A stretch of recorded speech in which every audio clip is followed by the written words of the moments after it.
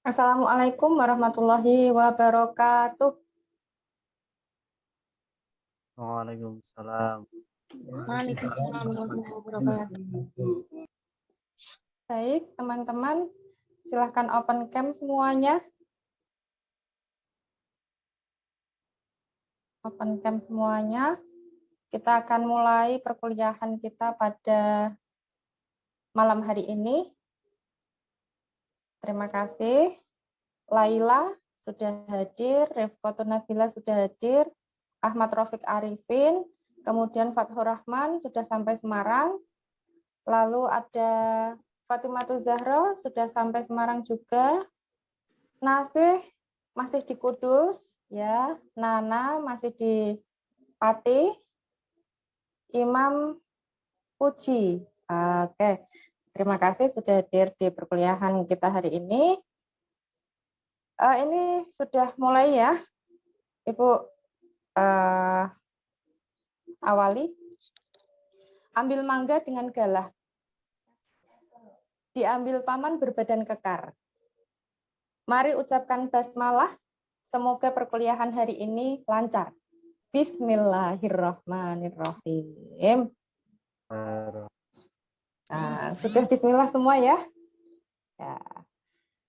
Baik. Satu lagi ya. Sarapan pagi dengan roti.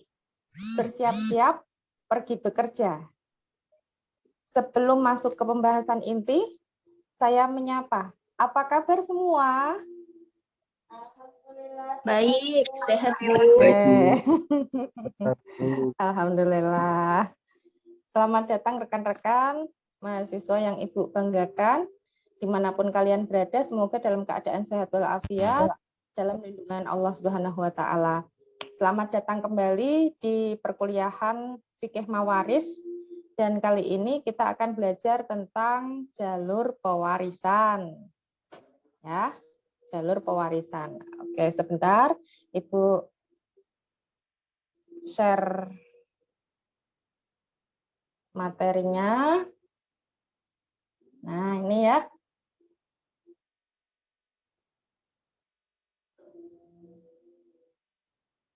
Topik kita hari ini adalah jalur pewarisan. Yang tujuannya nanti adalah mahasiswa kalian ya dapat mendeteksi secara benar tentang jalur seseorang bisa mendapatkan harta waris setelah mengikuti perkuliahan kali ini. Kalian bisa mendeteksi secara benar tentang jalur seseorang bisa mendapatkan harta waris setelah mengikuti perkuliahan ini. Nah, teman-teman, ini kan kita baru saja kuliah Fikih Mawaris, baru 2 kali pertemuan. Ibu ingin tahu dulu tentang pendapat kalian mengenai perkuliahan Fikih Mawaris. Mungkin ada yang merasa deg-degan, Bu, takut kalau ketemu angka, khawatir nggak bisa menghitung, dan lain sebagainya. Atau justru senang, Bu, ketemu waris, karena dulu saya matematikanya selalu juara, gitu ya. Nah, Ibu pengen tahu satu persatu jawaban dari kalian. Caranya, nanti kalian masuk ke menti.com ya. Saya tuliskan ini nanti. Bentar. Saya buka dulu mentinya. Menti.com. Menti.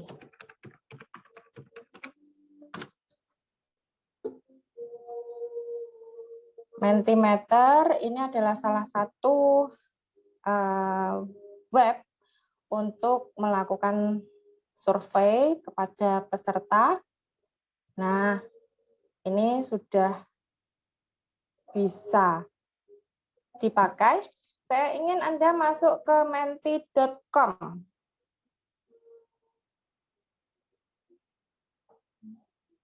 Kodenya 56916563. Saya buka layar Menti saya ya.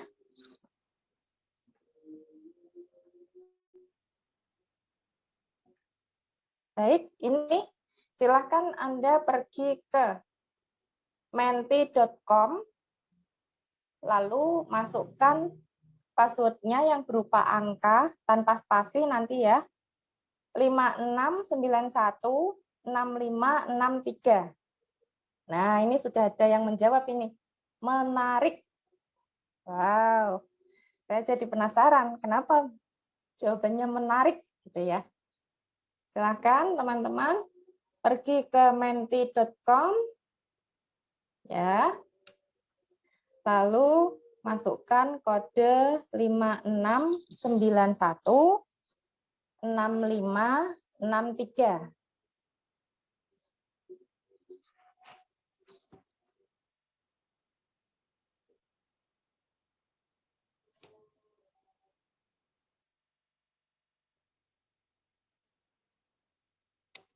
Baik, apakah ada kendala?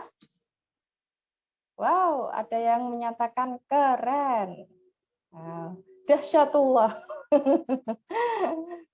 Dahsyat dari Allah gitu ya. Kemudian ada yang menjawab menarik tapi agak sulit. Oke, ini sudah masuk 5 jawaban. Silakan yang lain. Masih ada 3 lagi. Silakan.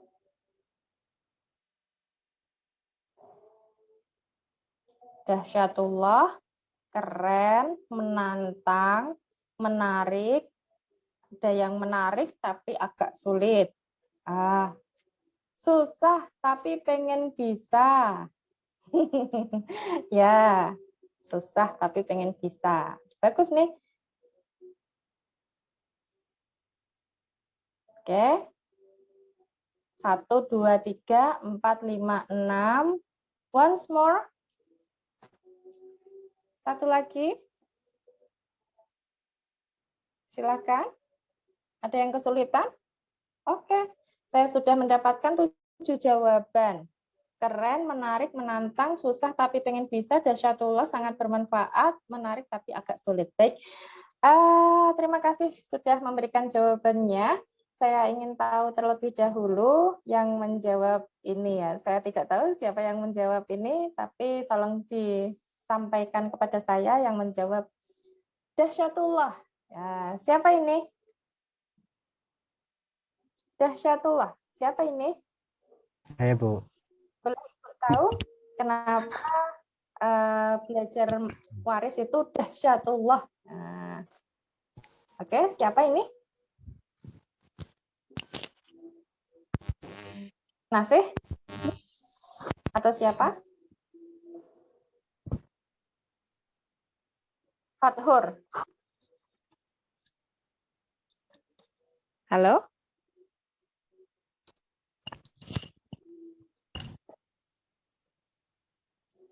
Oke, masih lama menjawab ya, mungkin sinyalnya kurang bersahabat. Baik, yang menjawab susah, sorry, menarik tapi agak sulit. Nah, siapa ini? Saya, Laila. Oke, siapa ini namanya? Laila? Iya, Laila.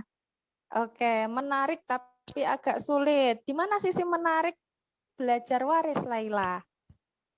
Ya, sisi menariknya itu kan pasti waris itu pasti gitu loh Bu, di apa ya, di kehidupan nyata itu pasti akan ada pembagian waris. Itu kan menarik gitu ya Bu. Kayak secara saya juga harus tahu, oh ternyata itu pembagian waris itu seperti ini. Harusnya itu hitungannya seperti ini, seperti mata kuliah. Nah, tapi agak sulit bagi saya Oke. yang menyukai matematika, hitungan saya tidak suka itu, jadi agak sulit. Oke, terima kasih Mbak Laila.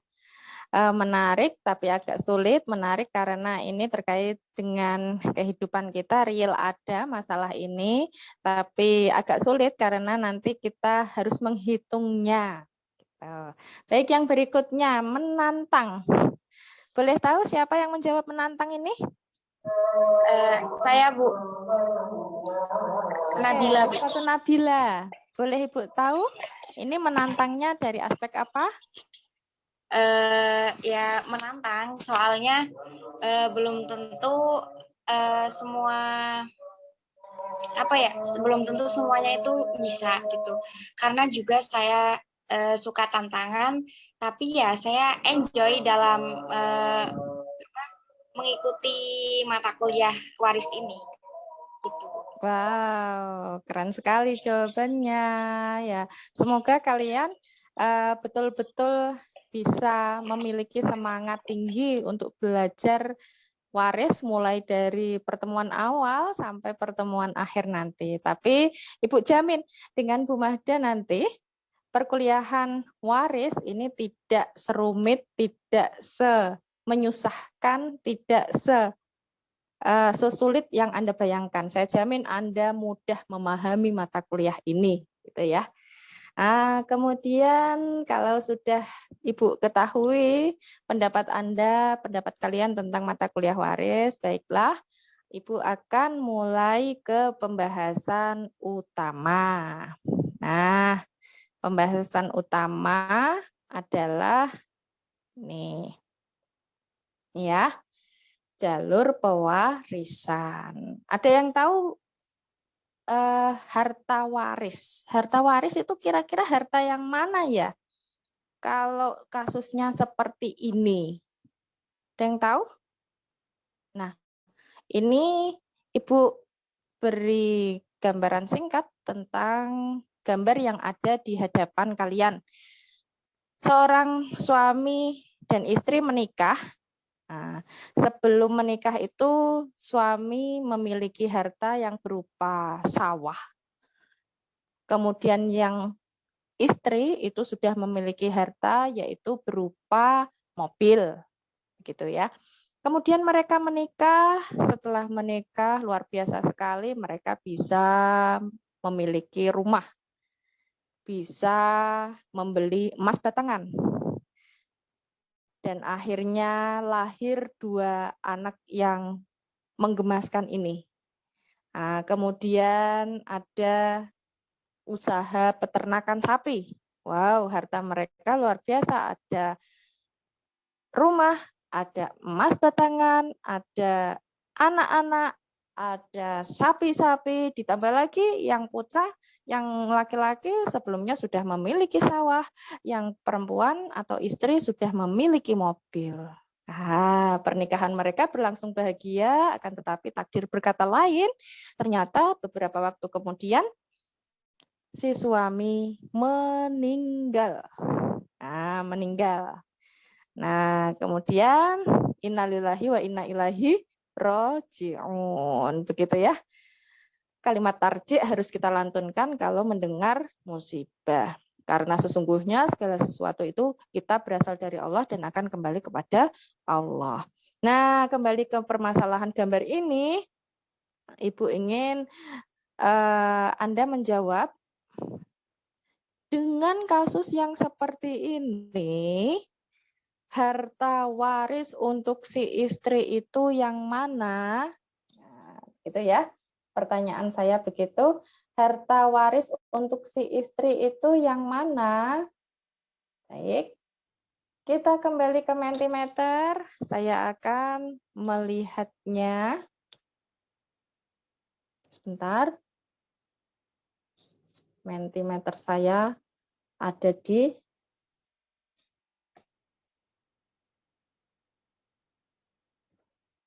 saya posisikan dulu Mentimeter saya.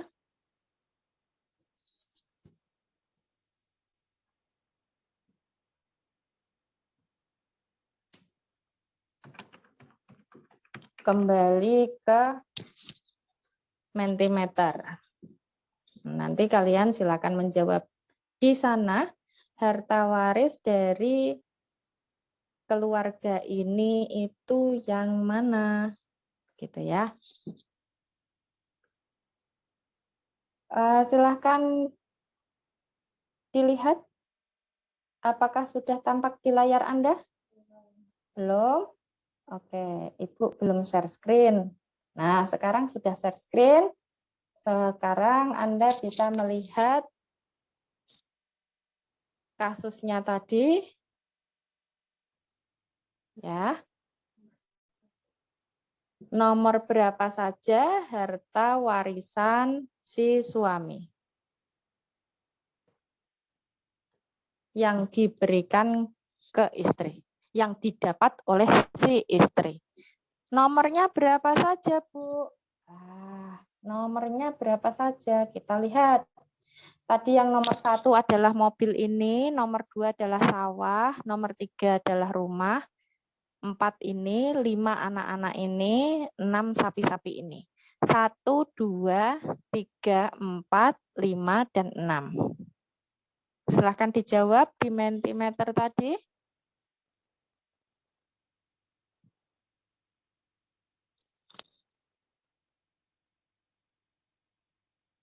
Ya, teman-teman. Ini ada harta jumlahnya 6, mobil, sawah, rumah, emas batangan, anak-anak, sapi-sapi. Nah, ini yang mana ya? Oke, sudah ada yang menjawab 3, 4, dan 6. Kita lihat 3, 4, 6. 3, 4, 6. Baik, sudah ada yang menjawab demikian. Kita lihat lagi yang berikutnya. 3, 4, dan 6. Oke, ada yang berbeda. Wow, ada yang menyatakan semuanya. 1, 2, 3, 4, 5, 6. Semuanya itu harta untuk si istri. Oke, karena istrinya yang hidup ya. Jadi dia yang mengurus semuanya. Atau bagaimana ini? Ada yang menjawab 2, 3, 4, 6. Kita lihat. 2, 3, 4, 6. 2, sawah. 3, rumah. 4, dan 6. Yang nomor 5 ini tidak termasuk di dalamnya dan yang nomor 1 juga tidak. Baik. Saya sudah mendapatkan jawaban dari kalian. Nah, satu lagi boleh? Satu lagi. Oke. Saya ingin mengetahui. Baik. Yang menjawab 1, 2, 3, 4, 5, 6 semuanya. Saya ingin mengetahui siapa yang menjawab. Saya, Bu. Adakah? Oke. Boleh disampaikan mengapa 1, 2 semuanya ini adalah harta waris?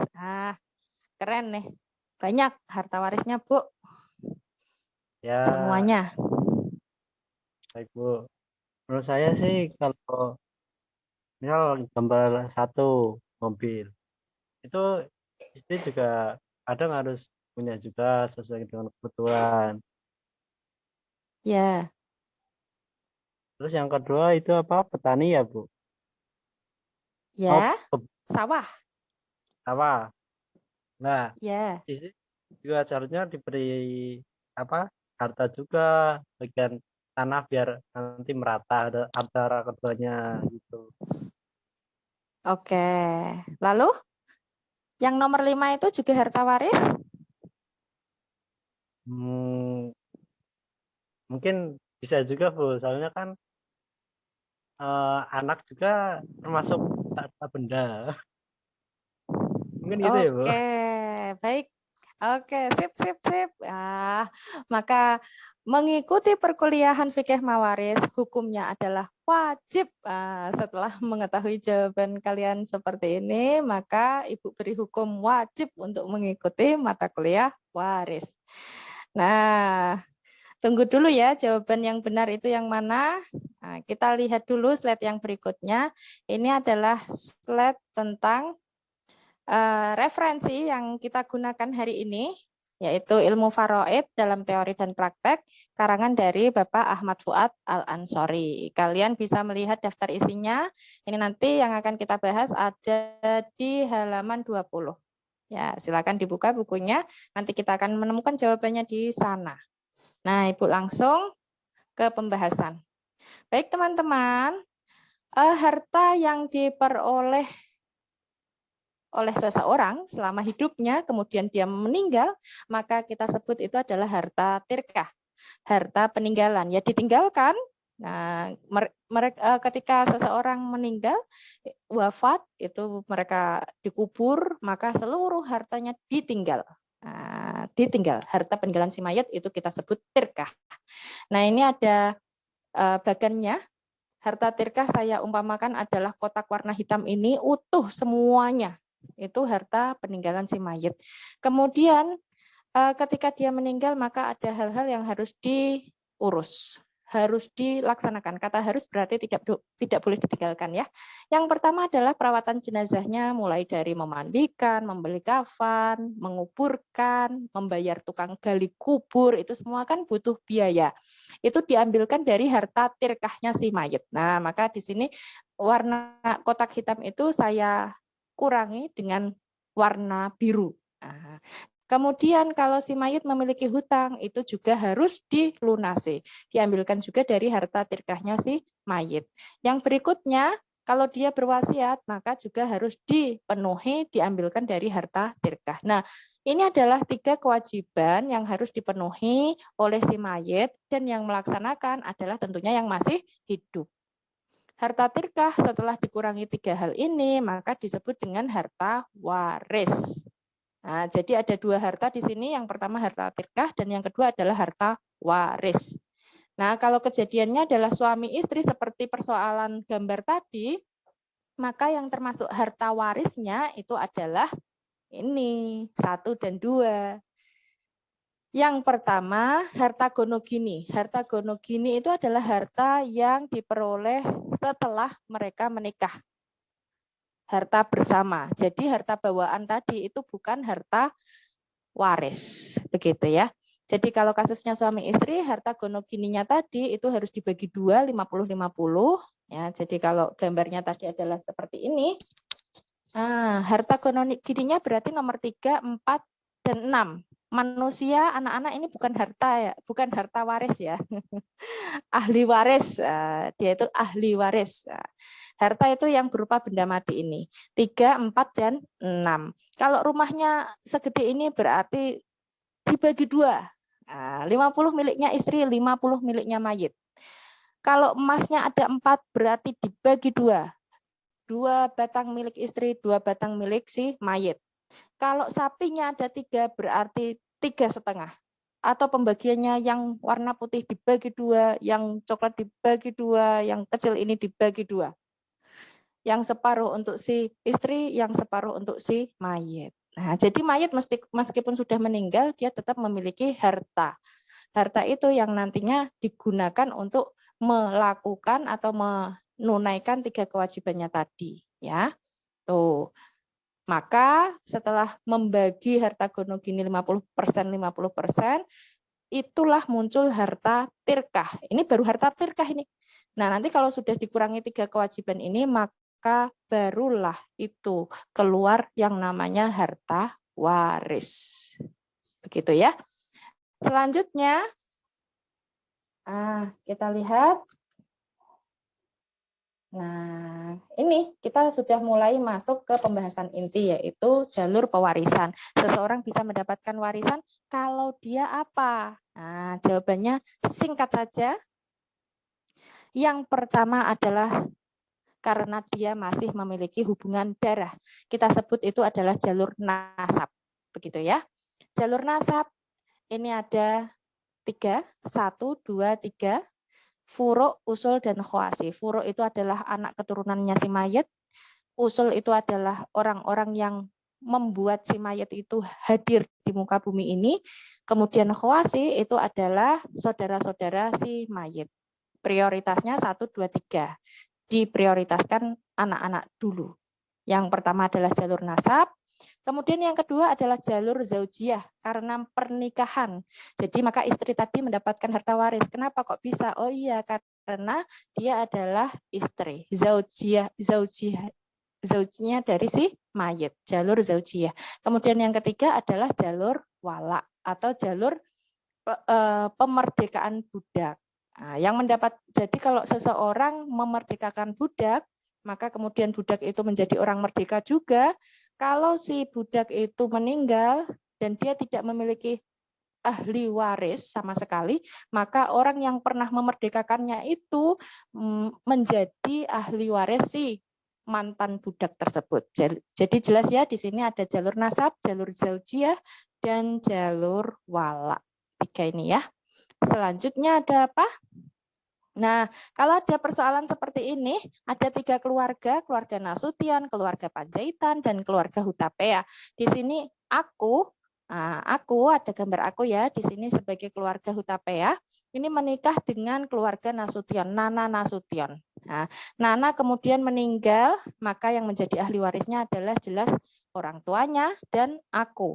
Orang tuanya menjadi ahli waris karena sebab nasab, begitu ya. Sedangkan aku menjadi ahli waris si Nana karena sebab zaujiyah. Sedangkan keluarga Panjaitan bagaimana? Mendapatkan harta waris atau tidak dari si Nana? Tentu tidak, karena Panjaitan ini adalah tetangganya Nana Nasution. Begitu ya. Jadi Anda sudah bisa mendeteksi sekarang ya, siapa-siapa yang bisa mendapat harta waris. Dari jalur nasab, kemudian dari jalur zaujiyah, lalu dari jalur wala. Nah, materi kita sudah berakhir, teman-teman. Sebentar, Ibu akan menengok materi ini.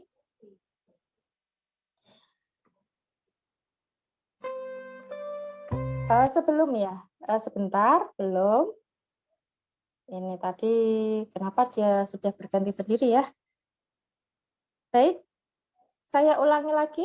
Kalau dengan kasus seperti ini, tolong dijawab. Ada yang menjawab ya?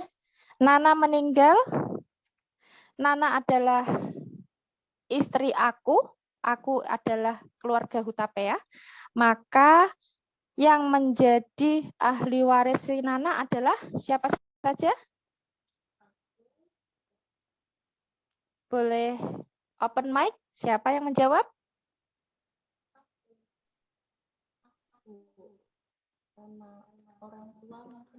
Boleh yang keras? Agak keras, siapa yang menjawab ini? Saya panggil ya. Saya panggil Fathur Rahman. Coba Fathur Rahman dijawab. Siapa saja yang berkemungkinan dapat warisnya si Nana Nasution? Baik yang berkepentingan atau yang akan mendapatkan warisannya itu yang pertama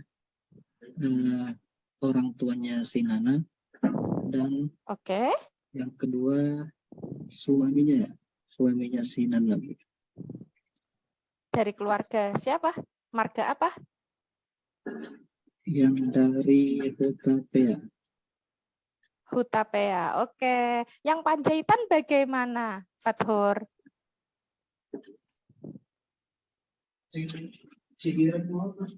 Wah, saya masih. Yang Panjaitan masih kurang mendapatkan paham, harta waris atau tidak? Oke, boleh yang lain menjawab? Oke. Yang menjawab boleh yang lain? Coba Laila. Panjaitan bagaimana mendapatkan harta waris atau tidak dari Nana Nasution?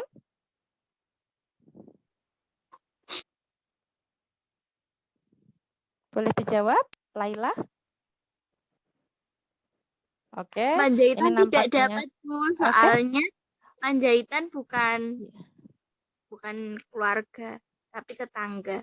Oke, terima kasih Laila. Betul ya, Panjaitan tidak mendapatkan harta waris karena dia adalah tetangganya Nana. Tidak ada hubungan darah, tidak ada hubungan perkawinan, dan tidak ada hubungan pemerdekaan budak. Nah, ini ya, mudah sekali untuk mendeteksinya. Kalian sekarang sudah mengetahui jalur pewarisan dari mana saja, yaitu dari 3 jalur, yaitu jalur nasab, jalur perkawinan, dan jalur pemerdekaan budak atau wala. Belajar waris itu gampang, yang penting adalah kalian belajar. Nah, silahkan kalian ulas kembali secara mandiri tentang materi hari ini ya. Kalau belajar waris itu rumusnya seperti yang tertulis di layar kalian.